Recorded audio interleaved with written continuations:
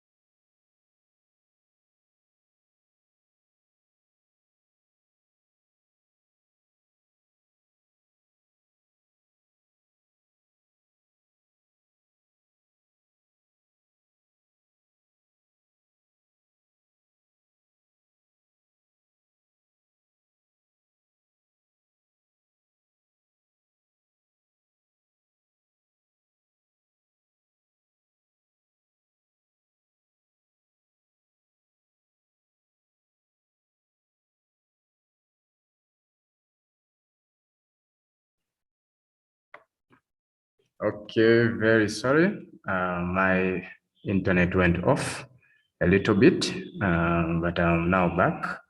So I would like us to start. You're most welcome to this class. This is primary 7 class, and we are going to continue with integrated science under electricity and magnetism. So this is the second topic in primary 7 syllabus for first term. So wish to complete it and start energy resources in the environment so that we can say bye to first term's work. So that's it. I remain teacher Ben, taking you through integrated science. So I would like to hear from Shivani what she has been doing. Then probably if there will be something that needs clarifications, then I will get back to you. Yes, Shivani, you can take us through what you prepared. Okay, the last time when we discussed, we looked at a bit about dry cells and wet cells. And we said that wet cells are referred to as chemical cells. They are called wet cells because they have a liquid in them that produces electricity. So I went forward and looked at some other types or sources of energy in the environment. So we have running water. Running water helps in the production of electricity known as hydroelectricity. So the energy from falling water at waterfalls is used to turn turbines. Those are turbines. Yeah, turbines. Which is a structure that rotates when it is hit by water. Yeah. That's true. So do you know some of the examples of the hydroelectric electric power stations in Uganda?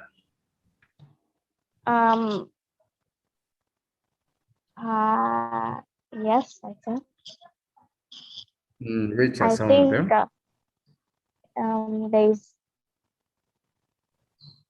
There's Nalubale Dam. Yes. I think that's the one I know.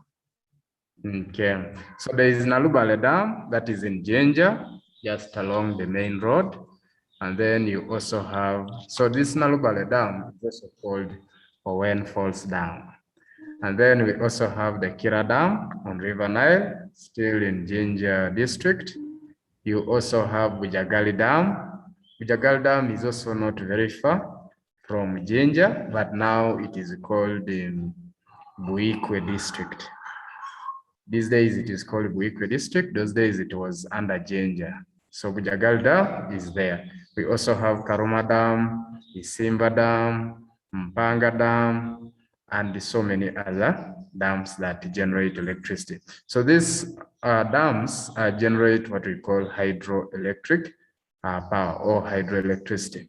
So this is the type of electricity that is generated from fast flowing water. which turn the turbines. So this water which flows, when they hit the machine called the turbine, that turbine starts turning. So as a result of turning, as it keeps turning speedily, that's how the hydroelectric power is being generated. As simple as that. So that's it. It's good you talked about that source of electricity that is known as hydroelectric power or water, flowing water. So that is it.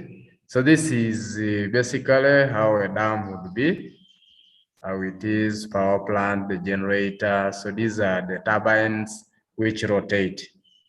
These are the turbines which rotate. So as they keep rotating, the energy is generated, which is tapped by these wires connected to these electric poles, as simple as that. And then it is transmitted to different places. So when you go to Owen Falls Dam, you will see this.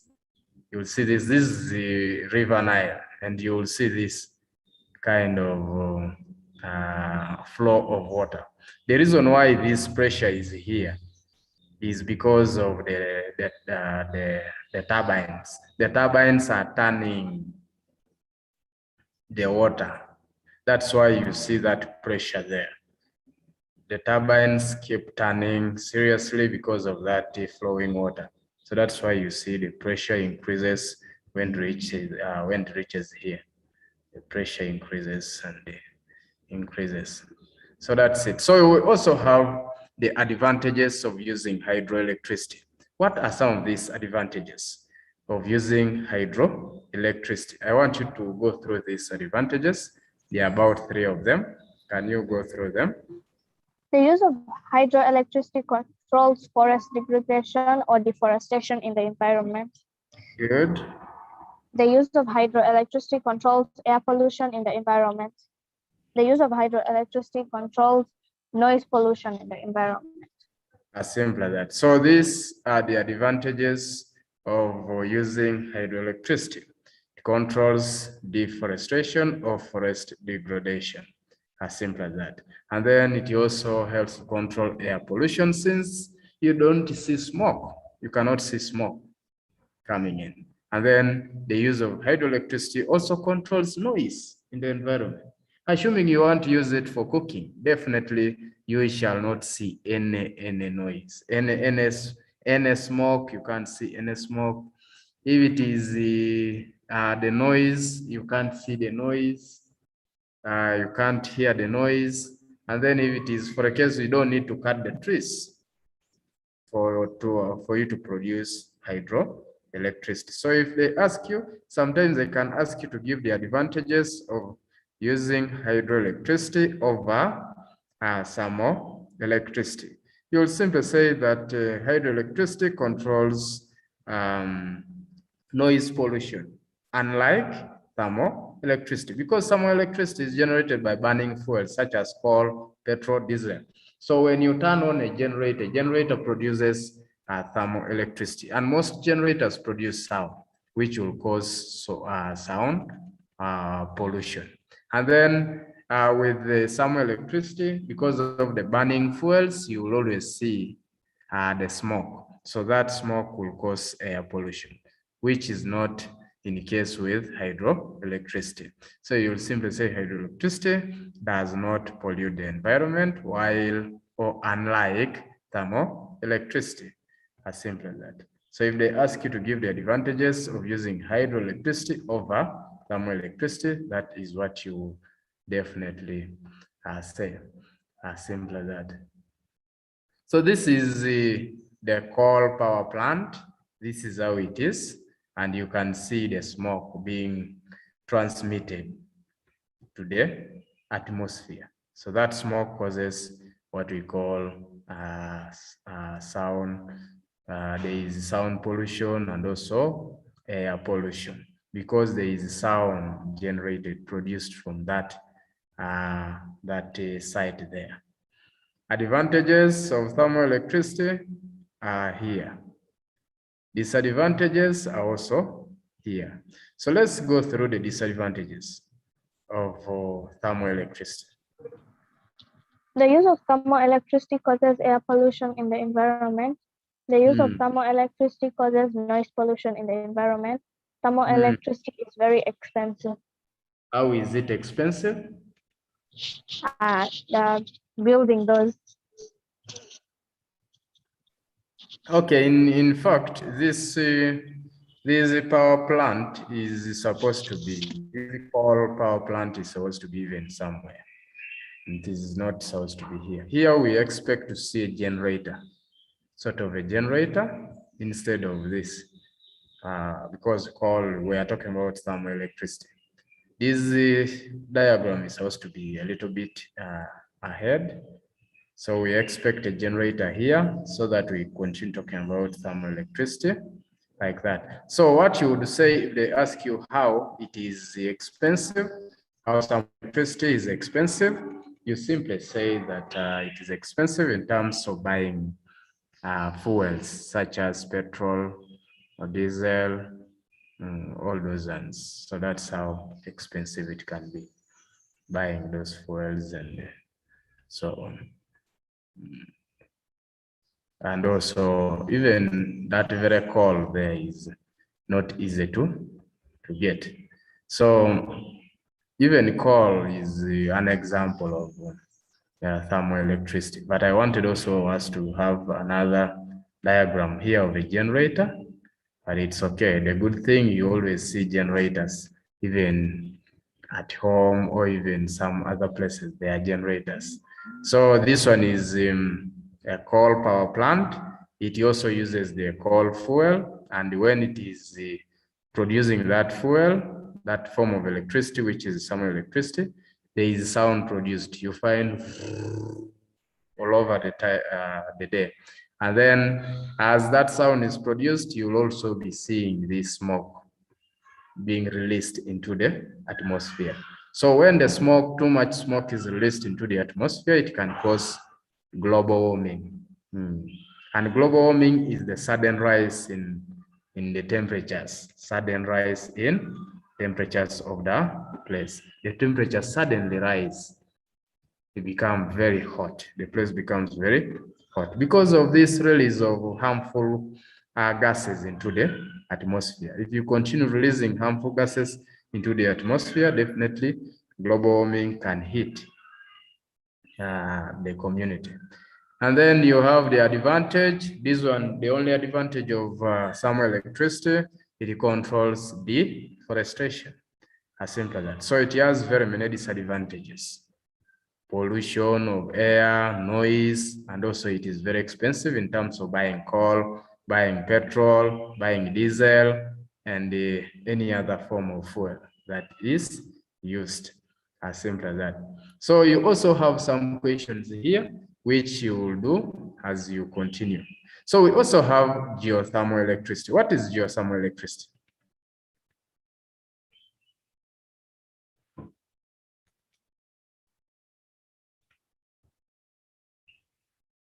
Shivani, what is geothermal electricity?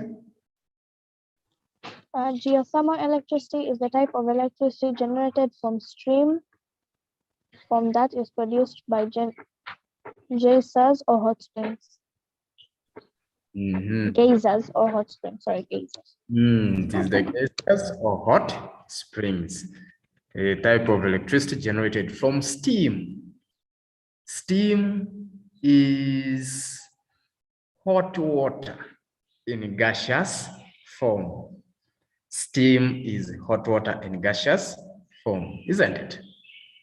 I need you to get that very clearly. Shivan? Yes. Have you ever cooked food at home? You don't? Yes. You don't? You don't know how to cook? Nope. Oh, that's bad. And yet we're going to invite you to cook for us, but you don't know how to cook. It's very bad, but you need to learn how to cook. You see, when you boil water, and then you cover the water, then suddenly you go, when it boils, then you go and open that saucepan. You will see the white gas coming out. That gas is called a vapor, and that is the vapor which is called steam. It is white in color, it is in gaseous form, but it is water, water in gaseous form, hot water in gaseous form, hot water in gaseous form. That water, that gaseous form, that hot water in gaseous form can still condense to form water as long as it finds cold temperatures. If it finds cold temperatures, it will condense and forms again water. As simple as that. So when you boil water so much, then you will produce what we call geothermal electricity. So, but you realize that this type of electricity is produced by the geysers and the hot springs. We have hot springs. When you go to a hot spring, you can just drop there your egg, and then within a short time you just pick it, and then you eat. All these geysers here, this is just water down here. As you can see, that is just water. That is water in gaseous form, hot water in gaseous form. That whitish thing there evaporating up. That is hot water in gaseous form. Those are what we call the geysers. People are watching. Those are geysers. It is hot. That place where those people are is a hot place. So there is another one here, as you can see. So that water which is down there is hot. That water within here is hot water. You can go there with your eggs and drop there. Then you pick them and start eating. And very fast. As simple as that. So these hot springs are also formed by volcanicity. You need to know that. So they can ask you how you can get thermal electricity or sources of thermal electricity, not even thermal, geothermal electricity. So the source of geothermal electricity is steam. Source of geothermal electricity is steam, which is being produced by the geysers and the hot springs. But in most cases, when they ask you to give the source of geothermal electricity, simply say hot springs or geysers. Then if they ask you to give the source of thermal electricity, you can give the burning fuels such as coal, petrol, diesel, and so on. And then if they ask you to give the source of hydroelectricity, you simply say fast flowing water. As simple as that, fast flowing water. So this geothermal electricity also has advantages. In fact, you can see only one good thing with the geothermal electricity. It controls forest degradation. It means there is no need of cutting trees. You don't need to cut trees to get fuel. But it also has the disadvantages. One, there is a lot of air pollution. Two, noise pollution. Three, it is very expensive to build a geothermal plant. Let's take a look how this geothermal plant looks like. Apart from these geysers here, or hot springs, you can see this. Suppose you want to buy you want to construct this. It is very expensive to construct this, very costly to construct the geothermal plant. As simple as that. So that is what you need to know. Then we also have another type of electricity called atomic electricity. This one is produced from burning and splitting atoms of some uraniums. So this nuclear electricity is also called atomic electricity, as simple as that. So we are told that uranium contains or stores chemical energy, which is converted into electric energy, as simple as that, as it splits into energy digesters, as simple as that. So that is what you need to know about that. So you need to know all these different types of electricity, starting from hydroelectric power, thermal electricity, you have geothermal electricity, atomic electricity, and then now moving to solar electricity. So as simple as that. There are some questions that they can ask you about solar electricity, like about a solar panel, solar batteries, what is the use, like that. So you need to know something here. So I want you to go through this, starting from solar electricity. You go through that. They can ask you why the solar panel is painted with black colors. So you need to know the reason why it is painted with black colors. So start with solar electricity. Solar electricity. This is the type of electricity got from the sun. A solar panel is used to tap screen heat and light by the help of solar cells. Light and heat energy trapped from the sun are converted into electricity. A solar battery is connected to the panel in order to store electric energy to be used later. A solar panel is designed with dark color in order to absorb more heat and light energy. So in case they ask you why the solar panel is painted with black colors, simply say to absorb more heat and light energy. To absorb more heat and light energy, as simple as that. To absorb more heat and light energy. So they can also ask you the forms of energy that are produced or that are trapped or tapped by electricity. So you need to know that it is the light and the heat, as simple as that. As simple as that. So that is it.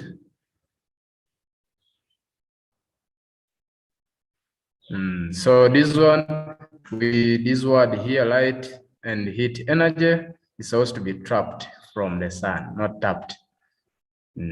Trapped. Solar panel is used to tap. But yeah, I think it is okay for us to say a solar panel is used to tap sun heat. Tap sun heat. Tap sun heat. If I can check the meaning, is tapped. It is also, I think it is not wrong. You say tapped. Because a trap, there must be another machine or equipment that you use to trap. But if it is just to tap, there is not much connection that is needed. So I think it is okay for us to say that a solar panel is used to tap sun heat. It is correct. So light and heat energy tapped from the sun are converted into electricity. So it is correct to say tapped.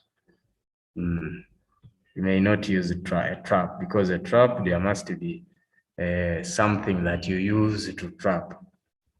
But though all those words can be used here and they can be correct, because yeah, it can be used and it is correct. So let's take a look at the advantages of solar electricity. You go through those advantages. Advantages of using solar electricity. It controls deforestation in the environment. It does not cause air pollution in the environment. It does not cause noise pollution in the environment. It is cheap compared to other types of electricity. It is renewable. It is a renewable energy, so it cannot be exhausted.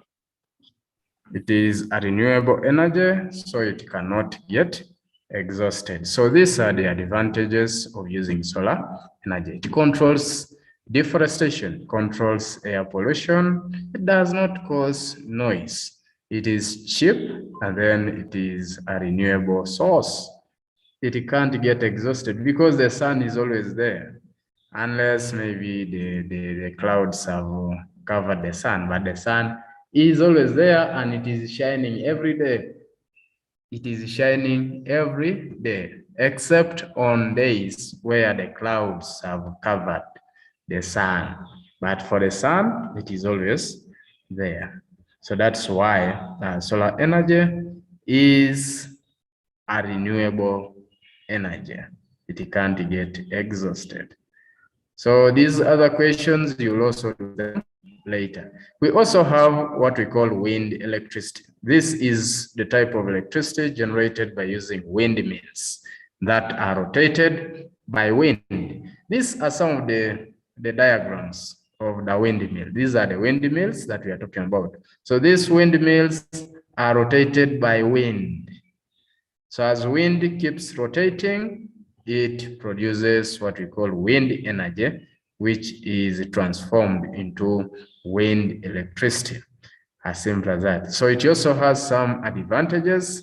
Here we are told that it is cheap compared to hydroelectricity, thermoelectricity, geothermal, and atomic electricity. It is also renewable because it cannot get exhausted because wind is always there. It conserves the environment by controlling deforestation, air pollution, and then noise pollution. As simple as that. And then just like that. Then we also have mechanical energy and others, mechanical electricity, chemical electricity, simple as that. So later on, we shall be going forward and we shall talk about the table showing sources of current electricity. Sources of current electricity. Sometimes we can ask you guys to match. We bring this, match the source to the type of electricity produced. And then you just match. So you need to know which type of electricity I am talking about, each type of electricity. So let's start with mechanical electricity. What is mechanical electricity? This is the type of electricity obtained by using machines that turn diamonds to produce electricity.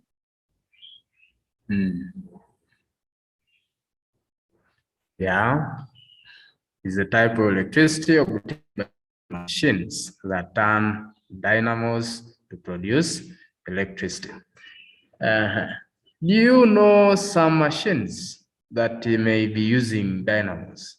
Machines that use dynamos? Not really. No, I don't. As we continue, we shall look at that. By the way, last year they brought a dynamo, a bicycle dynamo. So that bicycle dynamo is the one that helps a bicycle to produce light. Those bicycles that have lamps, they have the bicycle dynamo. So that bicycle dynamo, as the wheel rotates, it also rotates.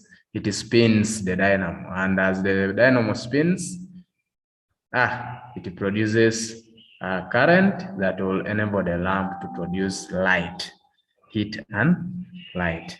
So that is that. As we continue, we shall look at those machines, more of those machines that have the dynamos. The bicycle has a dynamo, the car has a dynamo, and the other machines.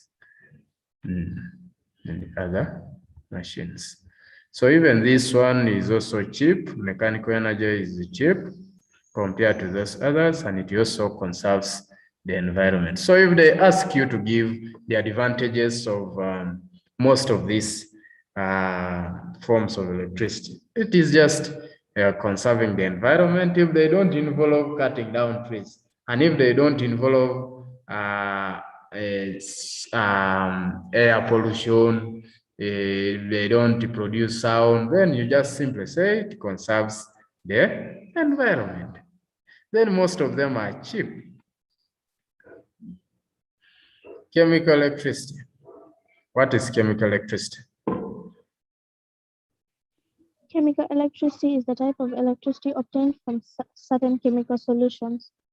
Certain chemical solutions. So these chemical solutions can be used in solar batteries or dry cells. So if they ask you to give them the sources of chemical electricity, simply just say that you have dry cells. Dry cells are one of those.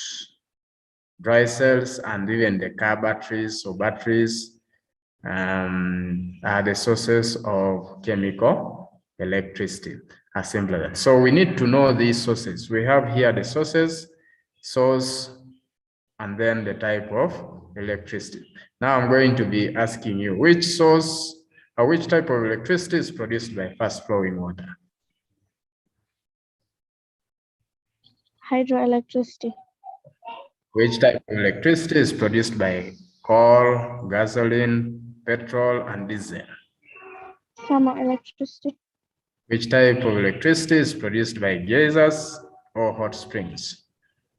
Geothermal electricity. This is geothermal electricity. Which type of electricity is produced by wind? Wind electricity. Wind electricity, it is correct. Which type of electricity is produced by uranium? Nuclear electricity. Come again? Nuclear electricity. Nuclear electricity or atomic. So atomic electricity. Then which type of electricity is produced by dynamos?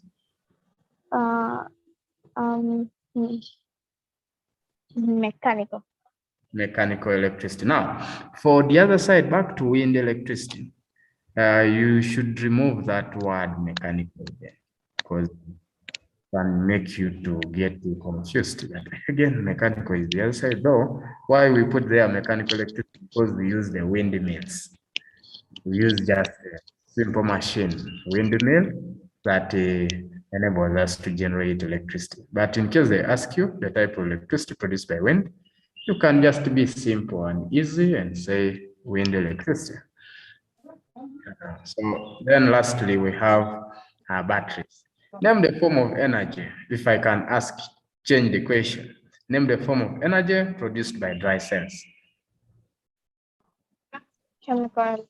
Wait. Chemical electricity. I'm talking about Name the form of energy. I'm not talking about the type of electricity. Name the form of energy produced by dry cells.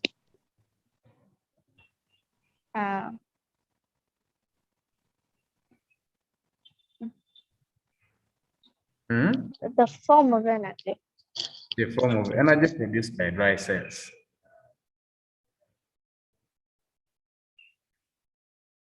This is chemical energy.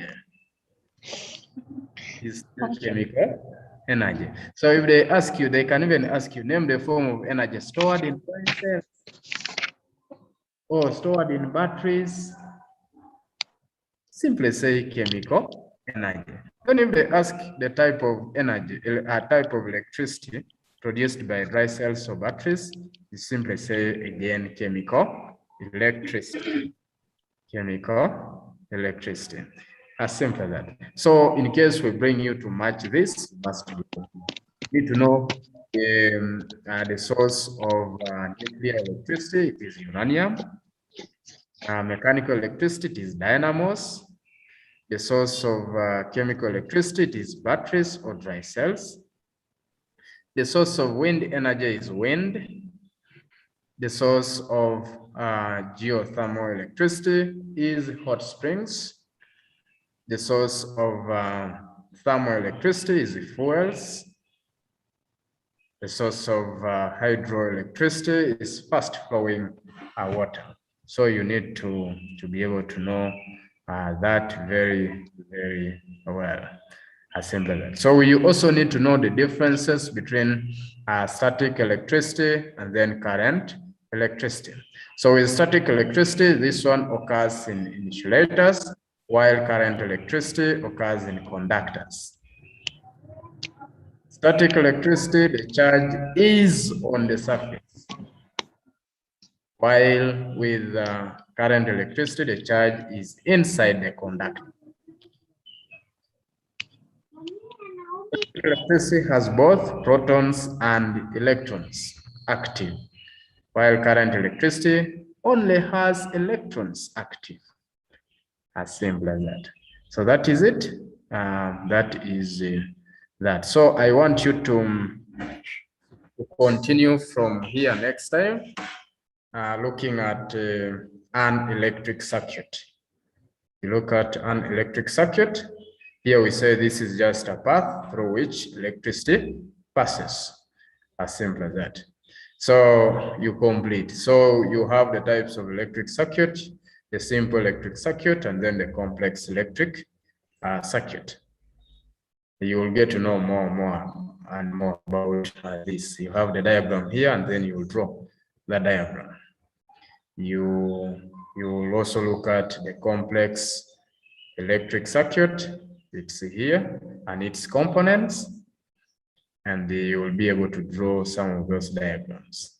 You can even draw better diagrams in your book if you have a textbook, and then you look at these devices that are used in an electric circuit. Those are just the signs which can be brought in your examination. So you must be able to know that this is the switch, this is the ammeter, and this is the resistor, and then this is the fuse. As simple as that. So those are different ways of drawing or symbols that show a fuse. All this, and even including this. So that's it for now. I want to end here and probably ask if you have any query. Shivani? Yes. You have any question? No, I don't. Okay, so I want you to continue from where we have stopped, so that next time when we meet, we can just start from there. We can start from, yeah, so you start from an electric circuit. If you didn't finish writing the previous work, then you will try what you can, and then also you go through this work so that we can come and discuss that next time. Remember to attend the seminar tomorrow. We are going to discuss about immunization. So you can also try to read about immunization so that you are fit to answer questions tomorrow. Thank you for attending. I wish you a good day. Bye-bye. Bye.